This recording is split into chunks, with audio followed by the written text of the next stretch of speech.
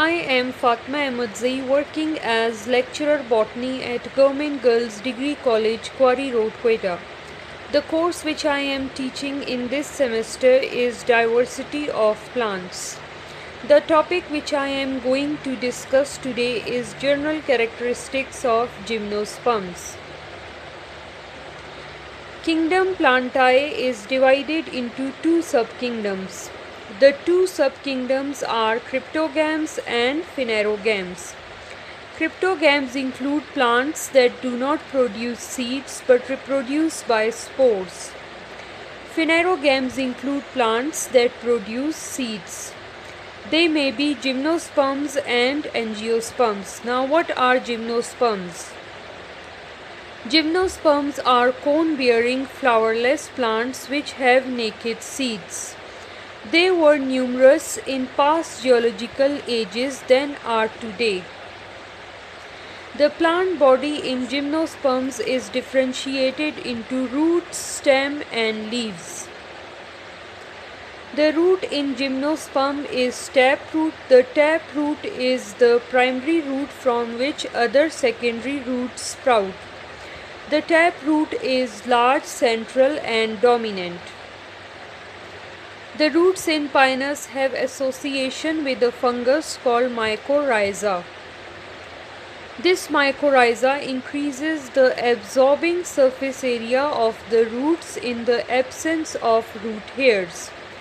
You can see the roots of Pinus in the picture on the right side, while you can see mycorrhiza in the roots of Scott pine seedling in the picture on the left side. Roots in Cycas. Coralloid roots are present in Cycas. They are specialized roots associated with nitrogen-fixing blue-green algae like nostoc and anabina. They are involved in the fixation of nitrogen. The stem in Pinus is tall, woody and rigid, while the stem in Cycas is erect, stout and unbranched. Stout means thick and strong. Leaves of Pinus. Pinus has foliage leaves and scale leaves. The foliage leaves in Pinus are needle-like and are green in color. The scale leaves in Pinus are small, membranous and brown in color. If a single needle is present in a Pinus species, it is called monofoliar. The example of monofoliar is Pinus monophylla. If two needles are present in a species of Pinus, they are called bifoliar. The example of bifoliar is Pinus sylvestris.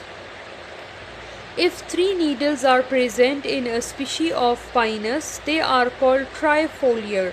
The example of trifoliar is Pinus gerardiana. If 5 needles are present in a species of Pinus, they are called pentafoliar. The example of pentafoliar is Pinus wallichiana.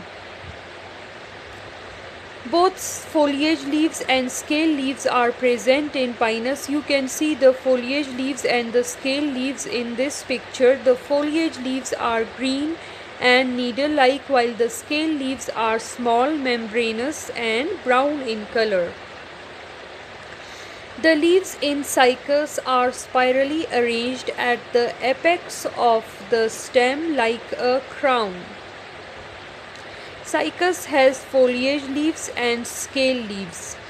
Each foliage leaf in Cycas consists of a stalk or a petiole, a hard rachis and leaflets in rows on both sides of the rachis. The scale leaves in Cycas are small, brown and triangular in shape. Male and female cones in Pinus. The male cone is smaller in size and herbaceous. It produces pollen. It is short-lived. The female cone in Pinus is larger in size and woody. It produces seed. It is long-lived. Male and female cone of cycas. Male cone of cycas is ovoid or conical in shape. It produces pollen. Female cone of cycas is not a true cone but a rosette of megasporophylls arranged spirally. The life cycle of gymnosperms. The adult sporophyte of gymnosperms are cone-bearing, having the microsporangiate strobilus, the male cone, and the megasporangiate strobilus, the female cone. Inside the microsporangiate strobilus, the microsporangia or pollen sacs consists of microspore mother cells which after meiosis give rise to microspores or pollen grains. Inside the megasporangiate strobilus, the megasporangia or ovules consist of megaspore mother cells which after meiosis give rise to megaspores. Inside each ovule, only the lowest megaspore is functional while the others disintegrate. The microspore partially develops into the male gametophyte or pollen, after which it is dispersed by wind to the ovule, and the process is called pollination. The growth of male gametophyte or pollen continues on the nucellus of ovule. The germinating pollen has an upper prothelial cell, a middle generative cell, and a lower tube cell. After pollination, when the pollen grains are drawn inside the pollen chamber of the ovule, the micropyle closes and a tube called the pollen tube starts to develop from the pollen grain.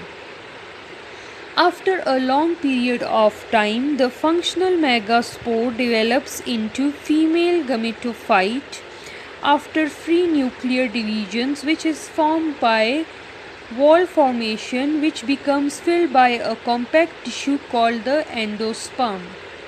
The female gametophyte bear archegonia at the upper end of the endosperm at the micropyle end of the ovule. The female gamete called egg are produced in the archegonia. Inside the pollen chamber, one of the three cells of the germinating pollen, the generative cell, divides into upper stalk cell and lower body cell. The body cell divides to form two sperms or male gametes.